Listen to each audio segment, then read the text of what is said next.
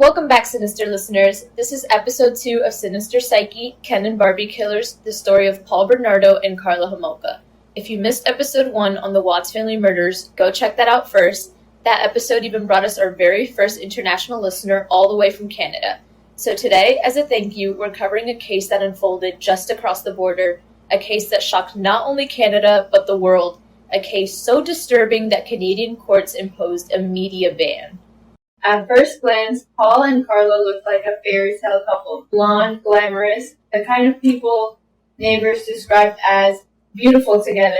But underneath that facade was one of the darkest partnerships in modern criminal history. They are forever remembered as the Ken and Barbie Killers.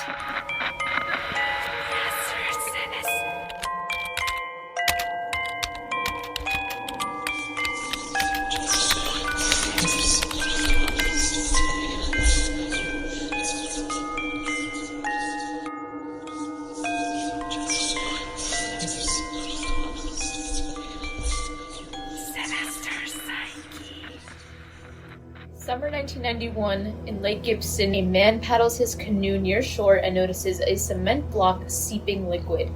He leans closer and sees the outline of a human foot.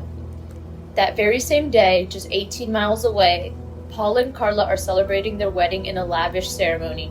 Tuxedo, expensive gown, bridesmaids lined up like royalty. 2 events forever tied, a beautiful wedding and a horrific discovery. And at the heart of it all, a relationship built on sadism, control, and murder. Tonight, we'll unravel how 2 sinister psyches collided and left devastation in their wake. So let's rewind back to Canada in the mid-1980s. Carla Homolka was born on May 4th, 1970 in Port Credit, Ontario, the eldest of 3 girls. Her sisters Lori and Tammy were blonde, bubbly, and close. On the surface, they looked like the ideal suburban family, but their father, Carol, was a Czech immigrant who drank heavily. Their mother, Dorothy, struggled to hold the family together. Friends later recalled the Homolka girls shouting at their dad, "Shut up, you dumb Czech," a glimpse into how turbulent the household could be. A younger Carla recalls how her mother discovered that Carol was having an affair. Dorothy, however, attempted to save the marriage by involving herself in her husband's affair with the mistress, which only deepened the dysfunction. As a teen, Carla was described in different ways. She was described as bright, blonde, and the kind of girl every teacher liked. Carla was a straight-A student, she was on honor roll, and she worked at a pet store. She loved animals, Disney movies, and Lisa Frank stickers, the whole 80s daydream. Her classmates called her confident, and her parents called her perfect, and Carla made sure it stayed that way. Every hair brushed into place, every smile rehearsed. But underneath the perfection, there was a coldness that people couldn't quite name. Others remembered darker edges. Carla would be dabbling in Ouija boards, drawing black circles on her arms, recounting strange dreams, and talking openly about rough sex. Her first serious boyfriend, Doug, later claimed they had a typical teenage relationship, but Carla's friends told a different story. She confided that they engaged in heavy BDSM with toys, restraints, and sadistic play. Doug would, however, deny any sort of rough play, saying the sex between him and Homolka was mundane. Whether exaggeration or truth, it showed she was already flirting with dangerous boundaries. In 1987, when Carla was 17 years old, she was attending a pet convention with her boss and her coworker in Toronto. She snuck into the hotel bar that night. She was underage, of course, but because she was so charming and flirtatious, she was able to sneak into the bar. She sat there for several minutes, bored at what she was starting to consider a dump, until somebody very attractive walked in. When her and Paul Bernardo made eye contact, Carla pretended to drop her napkin, and then she went to catch it on the toe of her shoe, bent over so that you could see her chest, and then picked up the napkin. Which just it reminds me of the Legally Blonde, the bend and the snap, but it worked. The chemistry was instant. Within 20 minutes, they were in a hotel room having sex.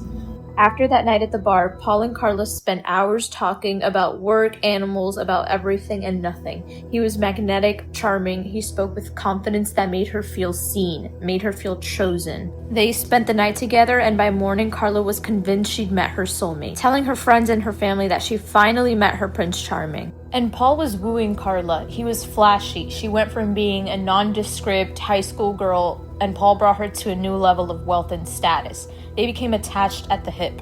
But what Karla Homolka didn't know that day as she walked into the bar is that the blonde, charming, and confidently presenting man was the prime suspect in a 3-year-long investigation involving the serial rapes in Scarborough, Canada. Between 1987 and 1990, the Toronto suburb of Scarborough was plagued by a series of violent sexual assaults. Women across the area were being attacked by a man who would become known as the Scarborough Rapist by the media. Paul's beginnings were even more toxic. Born August 27, 1964 in Scarborough, Ontario, he was the youngest child of Kenneth and Marilyn Bernardo. His father was violent, emotionally abusive, and sexually deviant. Kenneth faced charges of molestation, raping, and incestuous behavior. In our research, we had found out that Paul's father, Kenneth Bernardo, had been sexually abusing Paul's sister, Debbie, from the time that she was a little girl until she finally left the house as an adult. Paul often overheard his father calling his mother's name bitch, fat cow, planting early seeds of misogyny. His mother, deeply depressed, eventually moved into the basement of their home. When Paul was 16, he learned Kenneth wasn't his biological father, that his mother had conceived him during an affair. This revelation sent Paul into a spiral of hatred, especially towards women. He began verbally abusing his mother, echoing the cruel insults he'd grown up hearing. On the outside, Paul appeared normal, even charming. He was handsome, intelligent, and crisp in speech. In his 20s, he studied accounting, chasing a 6-figure salary. He frequented bars, dazzling women with charisma. But behind closed doors, those women reported darker experiences. Humiliation, frightening, sexual fantasies, and threats if they ever spoke out. Before Paul Bernardo was ever known as a killer, Toronto and the suburb of Scarborough were in the grip of fear. Over a period of 3 years, there were over 20 reported sexual assaults and attempts. The victims were typically young women, teenagers to women in their early 20s. Bernardo's methodology, or his MO, was chilling. Most attacks happened late at night, sometimes just steps from the victims' homes. Paul would ambush women walking home, dragging them into yards, alleys, or parks, and overpowered them. Several victims claimed that he was methodical. He brought restraints, blindfolds, and often threatened them with a knife. He demanded humiliating acts and made victims declare their love for him, forcing them not only into physical but emotional submission as well. In at least one case, Paul broke a victim's arm by stepping on it. In another, he ripped out clumps of hair as a trophy, which he would repeat with multiple victims. Detective Steve Irwin said that he would escalate and bring a knife, gag them with an article of clothing. He would penetrate his victim using his fingers, his genitals. He would also use a knife or sticks, which is fucking terrible. And along with ripping out clumps of hair, Paul would also rip out pubic hair from his victims and keep that hair as trophies. And Paul was able to do all of this while attacking his victims from behind so that they wouldn't be able to identify him. And he quickly ingratiated himself with the Homolka family. Her parents adored him, her sisters thought of him like a big brother. But within the year, by 1988, Karla was already telling friends that Paul was verbally abusive. She confided that Paul was verbally abusive, belittling her, controlling her movements.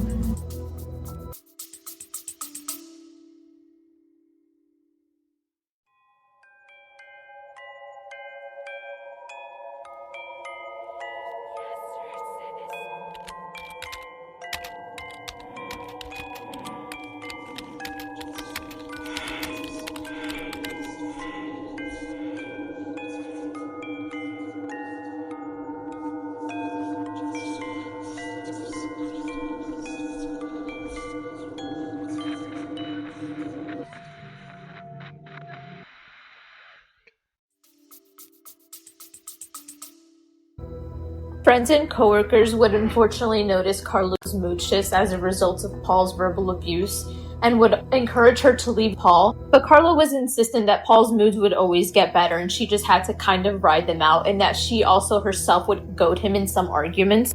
We can almost always predict that physical abuse will always follow verbal abuse, which is exactly what happened. And so when Karla started showing up to work with bruises that she couldn't explain, her coworkers and her friends and family would continue to push her to leave Paul. He was controlling, possessive, yet dazzling, and from a psychological perspective, this is where the power dynamic sets in. Paul offered Karla intensity, adventure, and a sense of importance. For someone impressionable at 17, his control could look like passion. but she stayed. By Christmas Eve 1989, Paul proposed at Niagara Falls. Carla said yes. What she didn't fully realize was that she had tethered herself to a sadist. The Homolka family had no idea. To them, Paul was the perfect boyfriend and the soon-to-be son-in-law they always wanted. But within the Homolka home, Paul began exerting control, picking Carla up from work every day and dictating her choices, slowly tightening his grip. The Ken and Barbie image was forming, not as a fairy tale, but as a mask for what was to come. But what's more chilling is how quickly she adapted. Instead of rejecting his sadism, she accepted it, and eventually she joined him. And here's what makes it even scarier. Paul blended into society almost too perfectly. He was young, handsome, articulate. Friends said he looked like the kind of guy you trust to walk you home. That's scary, actually. That's kind of terrifying.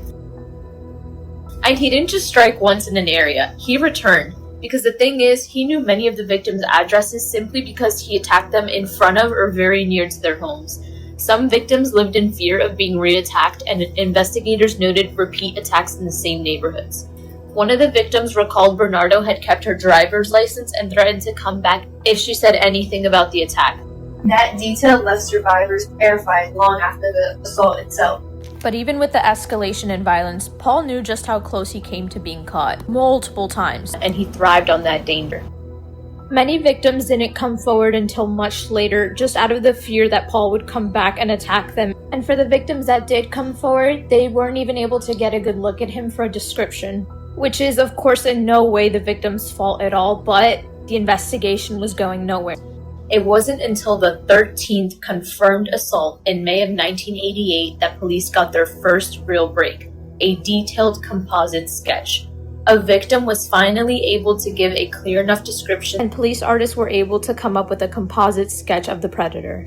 It was the first real lead since the very first attack in 1987. Police worked the cases, releasing composite sketches, and while getting thousands of calls, here's the disturbing part. 3 of those calls came from people who said the sketches looked exactly like Paul Bernardo. Friends and co-workers joked about it to his face. Even Carla later admitted she thought it resembled him. But Paul laughed it off. When asked why Paul thought he was being looked at closely by the police, he just said, "I guess I look like the guy." He was so confident, he actually bragged about the resemblance, believing no one could catch him.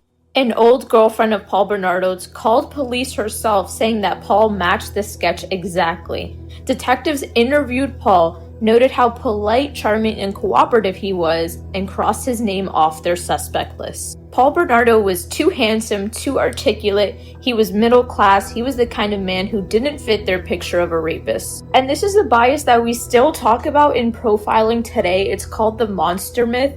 We expect predators to look evil, so when they're charming and they're clean cut, like Ted Bundy, we underestimate them.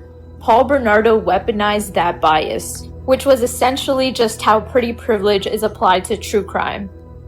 Investigators collected DNA samples from hundreds of men in the area, and Paul fucking Bernardo was so confident that he wouldn't get caught that he agreed to give a DNA sample. Police had survivor statements, they now had a composite sketch, and they even had DNA evidence from several assaults.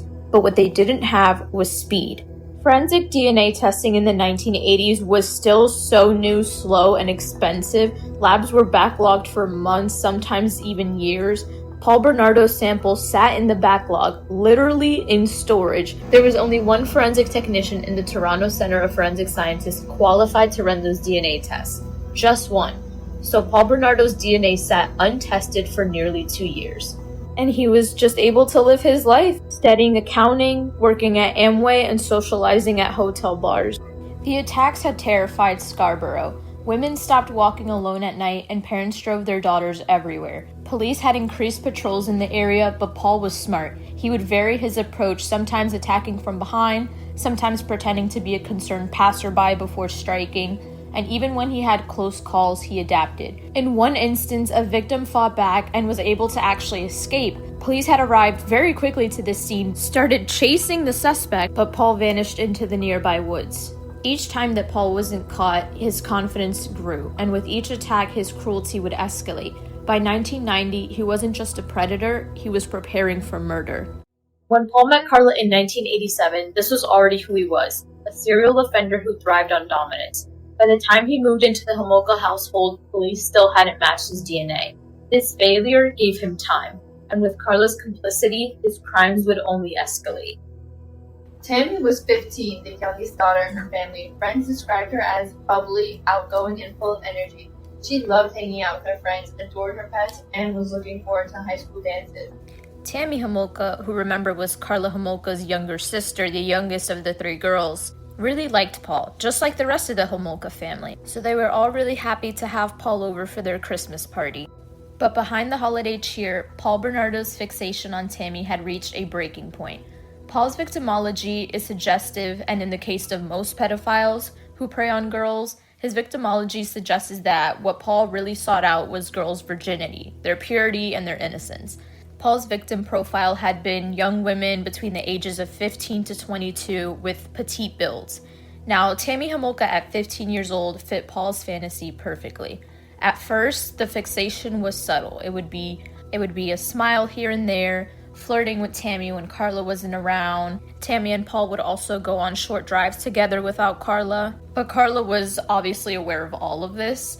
And Carla was not a fan of her boyfriend obsessing over her little sister, but she didn't stop Paul in his advances.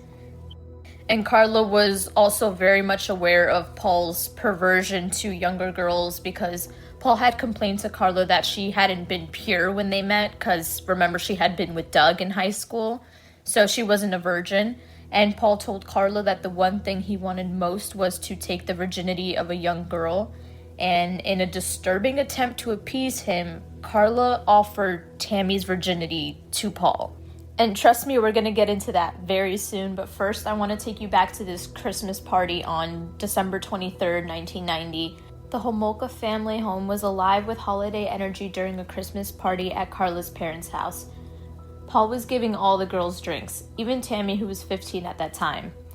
When all the guests leave the party, the parents Carol and Dorothy Homolka go upstairs to bed. The youngest Homolka girl, Lori, who's 13, she's already in bed. Carla, Paul, and Tammy are the only ones awake at the Homolka home, and they're in the family room watching a movie. At around 1 a.m., Tammy suddenly becomes unresponsive. At around 1:05, a 911 call is placed from the Homolka house. Within only minutes, paramedics arrive at the Homolka family home at 57 Bayview Drive in St. Catharines, Ontario. Paramedics begin resuscitation efforts in the basement. Carol and Dorothy, who were sleeping, are awakened by all the commotion and they come downstairs as the first responders enter. Lori Homolka, who is also sleeping upstairs, wakes up from all the commotion, comes down, sees everything going on, and then she calls her boyfriend Mark, who is Paul's friend. And she's hysterically telling Mark that Tammy had collapsed and she's not breathing. Tammy Homolka is transferred to St. Catharines General Hospital, and at around 2 a.m., Tammy Homolka is pronounced dead at 15 years old. The official cause of death was listed as accidental aspiration after alcohol consumption, basically meaning that Tammy had thrown up from drinking too much alcohol and then she choked on her vomit. To the Homolka family and everyone else, including friends and neighbors, Tammy's death was chalked up to a tragic and sudden accidental death. But forensic pathologists later noted something unusual when performing the autopsy of Tammy Homolka: a distinct chemical burn across her face. At the time, no one had thought much of it because Paul and Carla had explained that before they called 911, they were trying to do CPR on Tammy, and they had gotten some sort of household cleaner that spilled on her. So at the time, it was dismissed as a household cleaner injury during resuscitation attempts. It was only years later that investigators would reconsider it in light of Carla's later admissions. Tammy was buried quietly and the family mourned, never realizing what had truly happened that night. This case is a classic example of how forensic red flags can be overlooked when the context seems ordinary. A teen at a holiday party, alcohol on the scene, a family in shock. It didn't trigger any further investigation. Me and Sonia, along with probably like 1 million people on Reddit, are just so baffled because if you see that mark on her face, there's just no way that you could have dismissed that as a household cleaner accident. But we're going to post a picture of that on Instagram. Let us know what you think. If you don't want to see it, that's fine. There's going to be a trigger warning right before the picture. About a month after Tammy's death, Paul and Carla moved out to Port Dalhousie in St. Catharines in a beautiful home at 57 Bayview Drive, a quiet lakeside suburb of Niagara. Paul was a pretty successful accountant by this point. Once he and Carla had moved in together to their own home, he had started molding her more and more, and they started documenting their lives together using a video camcorder. They videotaped everything. With the new house, they also got a new dog. And if you thought Paul was just a piece of shit to humans, you would be wrong. Paul did not want that dog. He just got it to make Carla happy, to cheer her up after Tammy's death. They named the dog Teal, a surname that Paul and Carla would later on use on fake marriage certificates and other documents. And he basically would spend most of the time just locking the dog in a cage so that he wouldn't have to deal with her. June 14th, 1991. Leslie Mahaffey was 14 from Burlington. She was artistic, loved music, and had a tight circle of friends. Her teacher said she was spirited and creative. That night, Leslie Mahaffey was locked out after curfew. It was the kind of teenage situation that could happen to anyone. 14-year-old Leslie had been out with friends, and when she arrived home after curfew, the doors were locked. This happened frequently between her and her mother, as her mother had grown tired of her rebellious acts. Leslie had phoned around for a place to stay, but with no luck, she decided to just wait it out, thinking that someone would open the door eventually. That was the last time anyone had heard from Leslie Mahaffey. 2 weeks after her disappearance, Paul and Carla got married on June 29th in 1991, less than a year after her sister's death. Some people found it strange they got married so close to Tammy's death. Regardless, they had a beautiful ceremony on Lake Gibson. Everyone was dressed to the nines. People would joke that Carla and Paul's wedding had as much effort and attention put into it as the royal wedding. But on that same day, and just 18 miles from the wedding, a local man named Bill Greckle takes his canoe out to Lake Gibson. It's the kind of summer day where people are out fishing, paddling, and just enjoying the water. Beer in hand, Bill is looking for the perfect spot to cast his line. The lake is quiet, shallow in some areas, the kind of place you wouldn't expect anything sinister. As Bill paddles closer to the shore, something catches his eye. A concrete block, heavy and oddly out of place, with water trickling from its edges. Curious, he nudges it with his paddle. The block shifts slightly and he sees droplets, dark red droplets. Bill leans in for a closer look. Inside the block, through a crack, he sees something pale. At first, he thinks it's a fish. This is just going to be a trigger warning going forward in the episode. Things are about to get very graphic. But then as the sun hits, the shapes come into focus, and it turns out they were toes, a human foot protruding from the cement. Imagine that realization. 1 second you're fishing on a summer afternoon, and the next you're staring at human remains encased in concrete. So Bill immediately alerts police. Within hours, divers arrive and begin searching the lake. One block after another is recovered, each one containing sections of human remains. Eventually, dental records would confirm the victim to be 15-year-old Leslie Mahaffey. Forensic analysis showed the body had been dismembered with a power tool before being encased in concrete. The remains were distributed in multiple blocks, which investigators painstakingly recovered from the lake. The cause of death was determined to be strangulation. Carla would later confirm it was done via electrical cord. Pathologists were able to determine that Mahaffey was dismembered with a circular saw by matching the cuts left from the tool on her bone to the particular blade used. The precision of the dismemberment suggested planning and deliberate concealment. This is an unverified little tidbit, but due to the condition Leslie Mahaffey's body had been found in, it would have been through her dental records, more specifically because she wore braces, that would help forensic odontologists identify her. What made this case even more haunting was the timing. While investigators were retrieving those blocks, Paul and Carla were cutting cake at a wedding described as a storybook perfect. Guests at the wedding recall watching the news unfold practically live on the Canadian News Network and were speculating about how whoever had disposed the body couldn't have been a local. The reason being because the locals to the area knew that Lake Gibson near the shoreline only reached about 3 to 5 feet deep in the summer.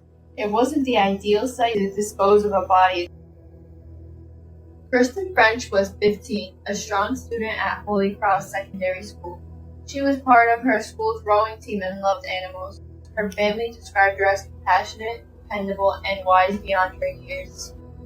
On April 16, 1992, 15-year-old Kristen French was walking home from school in St. Catharines, Ontario, to her parents' home for Easter weekend.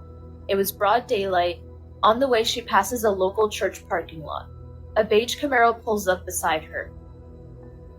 Witnesses would later report having seen Kristen approach the car and a man grabbing her from behind, dragging her inside the vehicle as Kristen struggles, but it happens so quickly that no one can react in time. On the ground left behind are Kristen's shoes, later identified by her mother, silent proof she didn't go willingly. Kristen's disappearance sparked one of the largest community searches Ontario had ever seen. Flyers, volunteer patrols, local media alerts, everyone was looking for her. But even with the massive mobilization, she was gone in broad daylight. That terrified the community even more. If a teenage girl could be abducted outside of a church on a sunny afternoon with witnesses nearby, then no one felt safe. Kristen was held captive in the Bernardo home for 3 days through Easter weekend. Forensic evidence and the videotapes later confirmed she was repeatedly assaulted and degraded. Paul forced her to drink alcohol, subjected her to psychological torment, and, in a twisted act of humiliation, cut her long brown hair. That haircut detail is important. In psychology, altering a victim's appearance is an act of power. It strips identity, forces compliance, and creates dominance. It's a form of psychological torture as much as physical. Carla participated, encouraging Paul, mocking Kristen, and even helping restrain her. On tape, she can be heard telling Kristen what to do, reinforcing Paul's control. By April 19, 3 days after her abduction, Paul strangled Kristen with an electrical cord, the same method used on Leslie Mahaffey. Her body was dumped in a ditch near Burlington, about 45 minutes from her home. When Kristen French's body was found, it was found in the fetal position. When her body was recovered on April 30th, forensic pathologists documented bruises consistent with restraint on her wrists and ankles. Her hair was crudely chopped, and her cause of death was confirmed as ligature strangulation. Her personal items, including a Mickey Mouse watch she always wore, were missing, taken as trophies. Kristen's disappearance sparked one of the largest community searches Ontario had ever seen. Flyers, volunteer patrols, local media alerts, everyone was looking for her. I think a lot of the differences that came with the panic between Kristen French's disappearance and Leslie Mahaffey's disappearance is because Leslie Mahaffey was labeled as like a troubled kid, a runaway, and Kristen French wasn't. From a forensic psychology lens, this crime shows escalation. With Leslie, Paul used concealment and dismembered her with cement in a lake. With Kristen, he left the body intact, almost as if daring investigators, telling them, "Oh, look what I did." Abducting her in daylight showed confidence. Cutting her hair allowed sadism. He believed he was untouchable. And tragically, by the time Kristen's body was found, investigators still hadn't connected the dots, not to Paul and not to Carla. It would take another year, another series of mistakes, and finally a confession before the truth came. Here's where the case takes a turn that still enrages Canadians to this day. This case isn't just infamous for its forensics, it's infamous for how it legally fell apart, for what the media dubbed the deal with the devil. In January 1993, Carla Homolka walked into a police station. So she tells investigators that she's a domestic abuse victim. She described her husband Paul as a violent, controlling, sadistic man who beat her, threatened her, and dictated every aspect of her life. She painted herself as his prisoner. She even shows police a photo of herself that she claims she took after one of Paul's beatings. And she has like these two huge bruises on her eyes, like panda eyes. And that her husband Paul had beat her over the head multiple times with a flashlight, and that's what had caused the bruising on her eyes. At first, detectives believed that they were dealing with a battered woman testimony. But then Carla dropped the bombshell. Paul wasn't just abusive, he was a murderer. She told police he had killed Leslie Mahaffey and Kristen French. Carla Homolka also told police that Bernardo would force her to participate in some of the activities. By May of 1993, prosecutors were desperate to take Bernardo off the streets. They had DNA linking him to multiple sexual assaults, and they had Carla Homolka's statements that placed him at the center of two murders, Leslie Mahaffey and Kristen French. But they didn't have physical evidence of those killings. Carla's lawyer pushed hard and fast. He warned the Crown that she was traumatized, she was cooperative and willing to testify against Paul if they could guarantee her protection and a reduced sentence. So this was Carla and her lawyer's offer. Carla would offer her testimony and would plead guilty only to 2 counts of manslaughter for her role in the murders of Leslie Mahaffey and Kristen French. But only those 2. She couldn't be found guilty of anything else afterwards, no matter what evidence came up. That was it. And the Crown agreed to that offer. So, there's different theories as to why the Crown agreed to this deal. First, the tapes hadn't been found at this point. I think there was a search that had been going on for like over 70 days, and they still hadn't found it. They find it later. We'll get into that. But yeah, so the tapes hadn't been found yet. So the police and prosecutors only had her word to go on. That's first. They did have the DNA evidence at this point, and today, in today's age, that would be everything. But in the 90s, DNA evidence as it was only a newly emerging breakthrough in forensics. So it wasn't that the evidence wasn't strong, it was that courts needed results that were both scientifically irrefutable and legally admissible. At that time, people didn't trust DNA the way that they do now, especially not in the legal systems. It would have been really difficult for a jury to have proceeded with finding Paul guilty just based off of the DNA evidence. And so the Crown, not wanting to lose the case, obviously, without Carla, prosecutors feared that Paul could walk free or only be convicted of the rapes and not the murders. So at this point in time, Carla's testimony seemed indispensable in order for them to secure that first-degree murder conviction. And then there's also just like the pressure of timing. This investigation was like massive, and it was just growing. Public pressure was building, and the authorities were desperate for a solid case. Just weeks after the plea bargain was finalized for Karla Homolka, Bernardo's new lawyer, Ken Murray, went through Paul's house and found something taped behind a ceiling light in the bathroom. Murray climbed a chair, opened the fixture, and there they were. 6 VHS tapes showing the crimes in full, filmed by Paul himself. Kept them for over a year before turning them over. That delay would become one of the most controversial aspects of the trial. When the tapes were finally reviewed, the contents were devastating. Hours of footage, Paul and Carla together documenting their crimes. On the tapes, Leslie Mahaffey is seen blindfolded, disoriented, and pleading. Kristen French is visible, her hair crudely chopped, being mocked and degraded. And perhaps most shocking of all, Carla is not a silent bystander as she led police to believe. One of the most haunting revelations would come from the very first tape, a recording no one expected. The victim wasn't a stranger, but instead it was Tammy Homolka, Carla's 15-year-old sister. To everyone's horror, including the Homolka family, it would reveal what truly happened at that Christmas party. She had access to veterinary drugs through her job at the clinic, and she brought some home, including halothane, a powerful anesthetic used on animals. That night, when the party quieted down and Tammy was asleep, Paul and Carla began their plan to rape Tammy. They gave Tammy drinks laced with sedatives, and when she was incapacitated, the footage would show Karla Homolka holding the halothane-soaked cloth over her face. The combination was lethal, and Tammy began to vomit and quickly lost her airway. Panicked, Paul and Carla tried to stage the scene. They dressed Tammy, carried her to her bedroom, and called 911, claiming she had simply had too much to drink.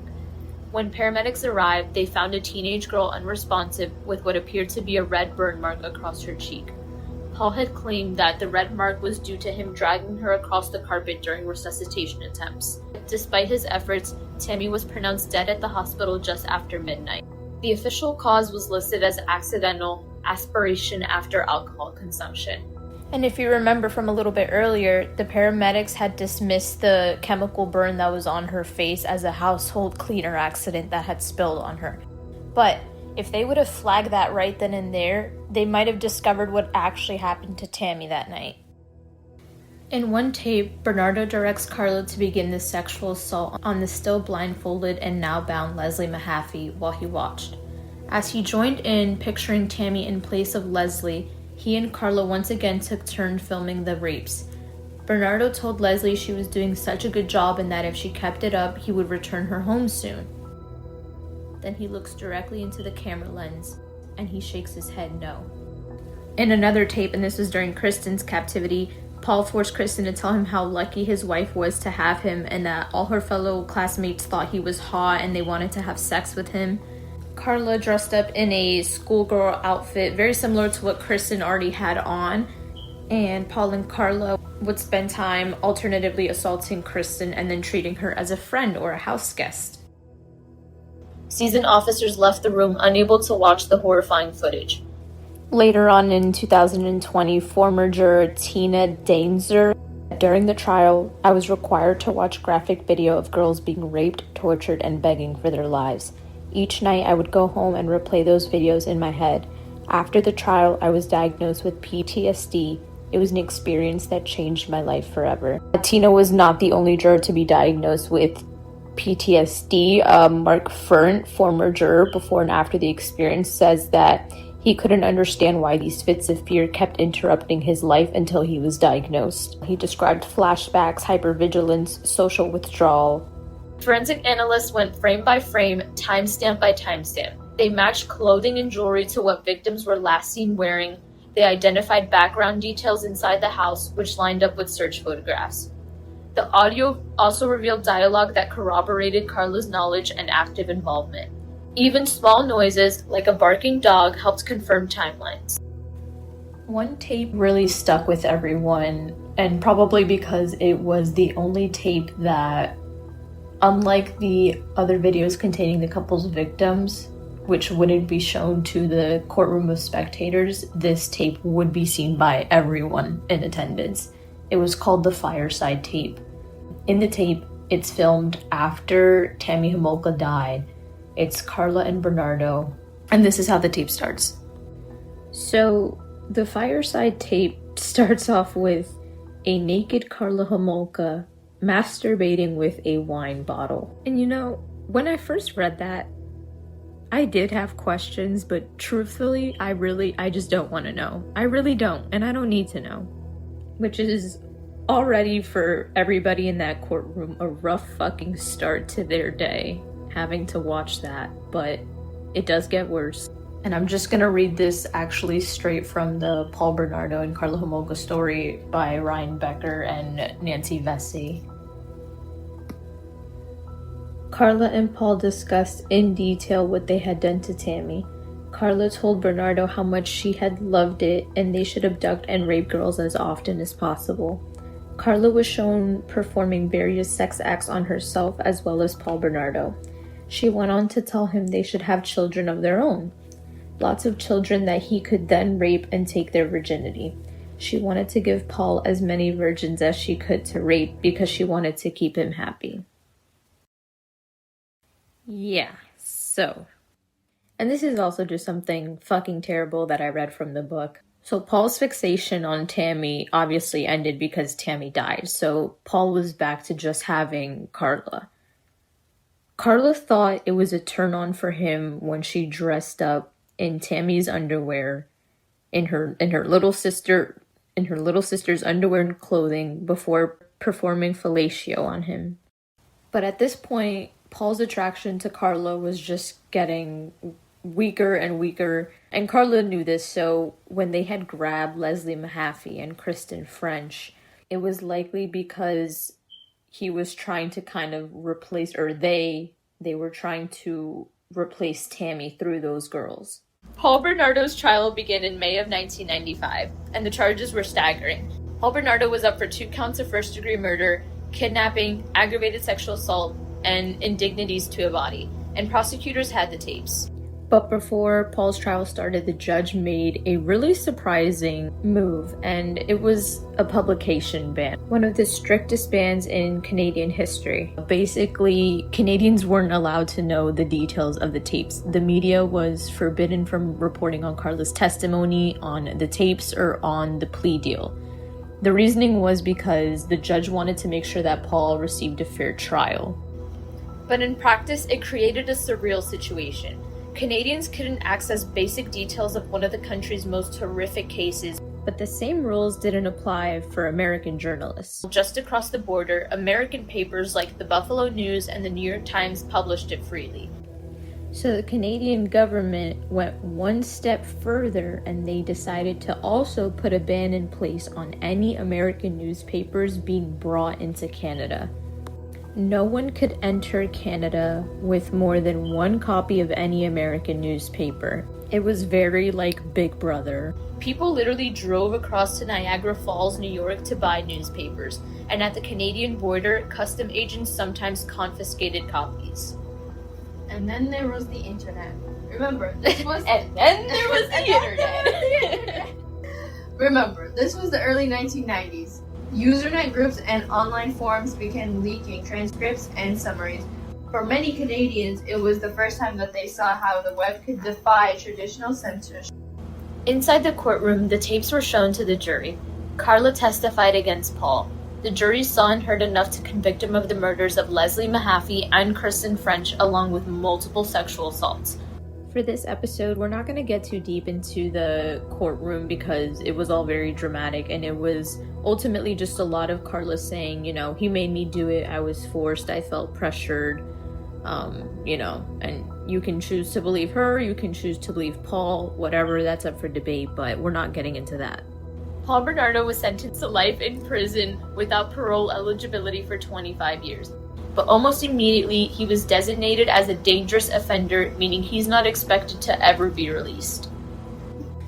Carla, after the trial, she divorced Paul, married her lawyer's brother, started a family, she had 3 kids.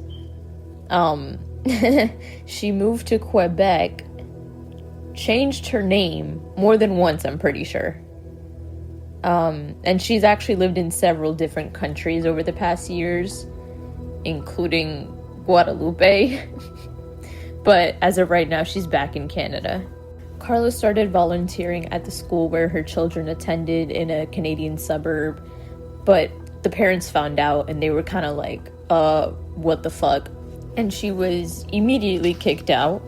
And then this one's just my favorite. Carla Homolka was outed on a website devoted to mommies and children where she was giving like parenting advice, and she was selling her own line of handmade baby clothes, which is just like Carla who wore her 15-year-old dead sister's clothes and had sex with her husband, saying, oh, you know, I was so happy when we were raping her, I wish we could keep doing it.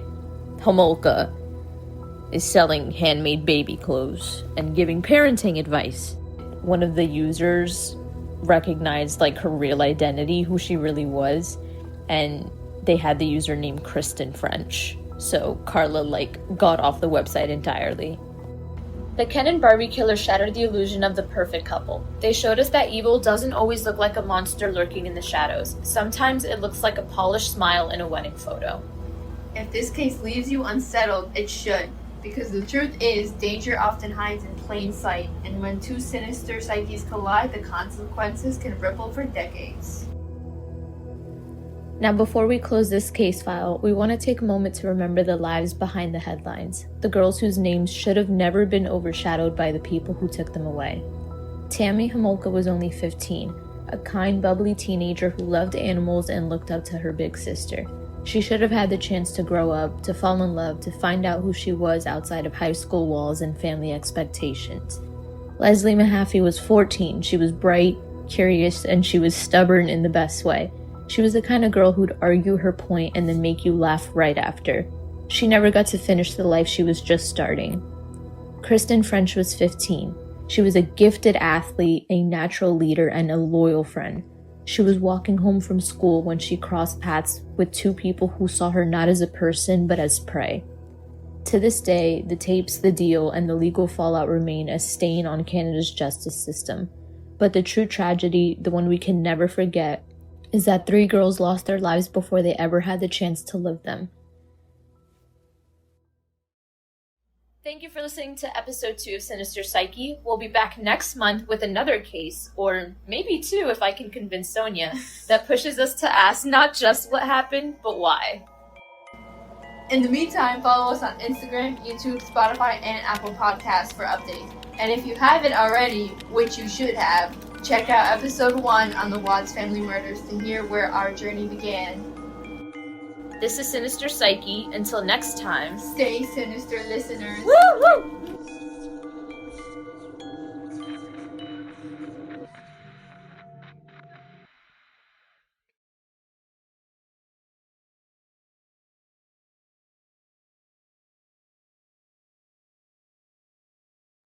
We just have to say What? The last part?